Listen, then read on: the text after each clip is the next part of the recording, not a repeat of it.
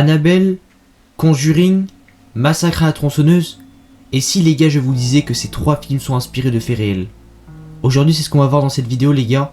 N'hésitez pas à mettre le gros pouce bleu qui fait plaisir. Je vous en mets pas plus les gars. Bonne vidéo.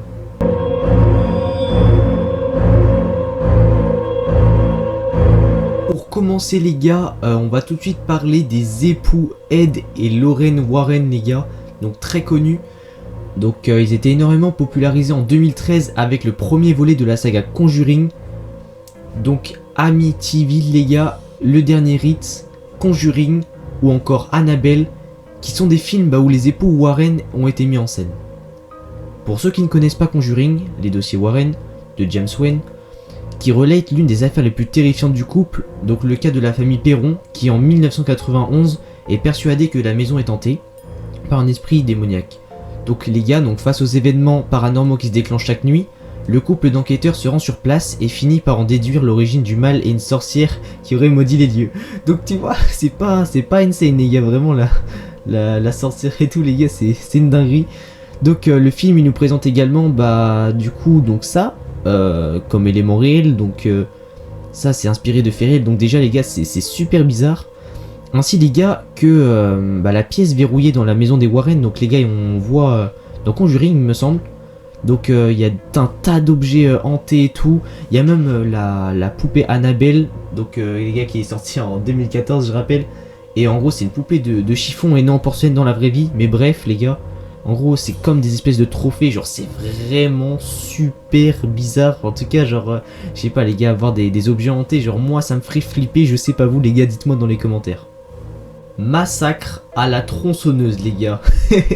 Déjà le nom c'est une dinguerie, genre je sais pas les gars, le mec tu vois il va pas faire des trucs sympas tu vois.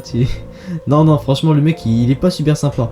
Donc les gars, Massacre à la tronçonneuse c'est un film d'horreur qui est signé par Tobe Hooper, en partie inspiré les gars d'un tueur en série, donc des années 50, qui se prénomme Ed Gein.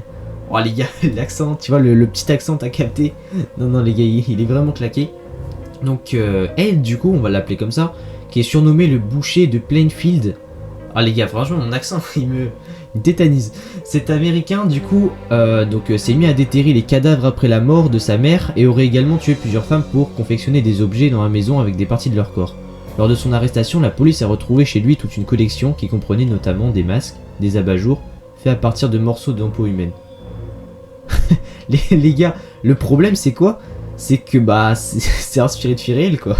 Donc tu vois, tu m'aurais dit oui mais Arnaud c'est tu vois c'est genre fictif, genre là ça le ferait, mais là les gars c'est vraiment inspiré de faits réels. Donc il y a un petit problème, genre vraiment les gars quand j'ai vu ça m'a fait bader, genre à quel moment le mec tu vois, genre il a un level dans sa tête, il se dit tu vois genre ouais tout. Moi je collectionne des figurines pop les gars, c'est tout ce que je collectionne. L'histoire de l'exorcisme d'Emily Rose les gars, c'est un film d'horreur très peu connu, mais très peu connu, non les gars j'abuse quand même, il est connu mais un peu moins connu. Mais les gars l'histoire elle est beaucoup plus folle ce que vous pensez. Donc les gars du coup c'est un succès de 2005, donc il s'apprêtait pas forcément à faire autant de buzz. Ça met en scène Jennifer Carpenter. Voilà les gars, j'espère que je dis bien son blaze. Donc sous la peau d'une jeune étudiante qui pensait être la proie des forces démoniaques, demande au prêtre de sa paroisse de l'exorciser. Même si tout cela reste une œuvre de fiction, l'Emily Rose en question est inspirée d'une jeune allemande, Anneliese, dès 1968, qui fut suspectée de possession par son entourage. Donc les gars, l'histoire déjà, oh elle est chaude et tout. On continue. L'adolescente qui est alors âgée de 15 ans s'est mise tout d'abord à trembler de manière incontrôlable avant de perdre sa voix lors de violentes crises. Bientôt diagnostiquée épileptique, puis internée, son calvaire ne s'arrêtera pourtant pas là. Afin de tenter de se débarrasser de ses visions démoniaques, plusieurs séances d'exorcisme furent infligées chaque semaine à partir de 1975. Donc pas folle hein, franchement là. La vie qu'elle a, elle est pas folle, je lui la laisse. La jeune femme qui refusa bientôt de s'alimenter, elle meurt les gars le 1er juillet 1976 d'une malnutrition, donc ouais c'est sûr, et d'une déshydratation sévère qui fut aussi délivrée à ses prétendus démons. En gros les gars, les démons disaient oui, te mange pas quoi, bois pas. Et j'aurais écouté, genre c'est vraiment super chaud les gars, imagine ça arrive à tout le monde, genre c'est peut-être vrai tu vois, non, on sait pas, genre on peut pas savoir. Donc les gars, une enquête fut menée ensuite, et les parents d'Annelise du coup, ainsi que 2 prêtres exorcistes sont intervenus auprès de la jeune femme.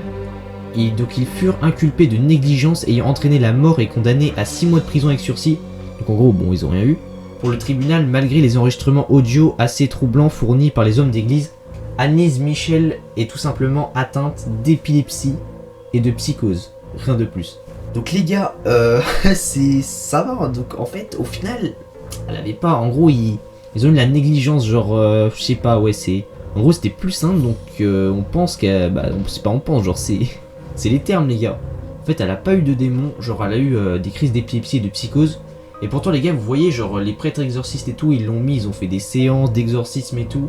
Donc, vraiment, elle a eu des grosses dingueries, les gars, vraiment, sa vie, elle est chaude en vrai, genre, j'aimerais pas avoir sa vie. En tout cas, les gars, histoire de fou qui se coche derrière ce film, que je connaissais pas d'ailleurs, que j'irai peut-être voir. La prophétie des ombres, dans laquelle Gérard Guer campe un journaliste qui s'intéresse auprès d'une série de mystérieux phénomènes. C'est inspiré d'un livre de John Keel, les gars, donc qui est écrit en 1975. John Keel, c'est un journaliste, les gars, qui se penche aussi vers le paranormal. Donc entre 1966 et 1967, tu vois, donc il s'écrit pour le livre. Et c'est une affaire l'une des plus intrigantes, les gars. Donc vraiment, c'est chaud, c'est chaud. Je connaissais pas non plus. Donc pour résumer, les gars, donc Keel, donc le journaliste, il se rend en Virginie occidentale pour accueillir des témoignages d'habitants affirmant avoir assisté à l'apparition d'une créature ailée gigantesque, bientôt surnommée l'homme papillon. L'homme papillon, voilà, c'est bon, c'est un homme papillon, c'est quoi ça, les gars? Comme dans le film, l'un des témoins de ces apparitions trouva la mort dans un tragique accident. Peu de temps après s'être entretenu avec Keen, ce dernier reçut d'étranges coups de téléphone durant son séjour dans la petite ville. Les gars, c'est fou, c'est fou. En mode, les gars, il y a un espèce de mec papillon, genre. Un mec, genre, il a un dos, c'est tout, il a pas d'aile, genre. Il a pas d'aile, enfin. Les gars, c'est chaud de fou. Et en plus, genre, ces films, je sais pas, dites-moi dans les commentaires si vous avez connu, les gars, la prophétie des ombres. Moi, j'en ai jamais entendu parler. Genre, il y a vraiment beaucoup de films d'horreur, les gars. D'ailleurs, je ferai peut-être une partie 2 sur ça. Parce que je trouve ça ultra intéressant, mais sur des films peut-être un peu plus connus. Ou un peu moins connus du grand public, n'hésitez pas à me dire. Mais en tout cas, les gars, histoire de fou. Les potes, c'est déjà la fin de la vidéo. Donc moi, elle m'a hype de fou, les gars. Je sais pas vous, n'hésitez pas à me le dire. Franchement, je trouve que faire ce concept, c'est un truc de malade. Genre, voilà, j'ai appris beaucoup de choses. Faut se dire, les gars, le plus fou, c'est que les plus grands films d'horreur sont inspirés d'histoires réelles, genre. C'est un truc de malade, genre. Moi, j'aurais jamais pensé et tout. Genre, en plus, j'apprends des nouveaux films. C'est vraiment une grosse dinguerie. J'espère du coup que la vidéo vous aura plu, les gars. Si c'est le cas, n'hésitez pas, si vous kiffez la chaîne, kiffez le délire, n'hésitez pas à vous abonner, à mettre le petit like, les gars, ça fait super plaisir. Allez, c'était Dewar. Salut les potes.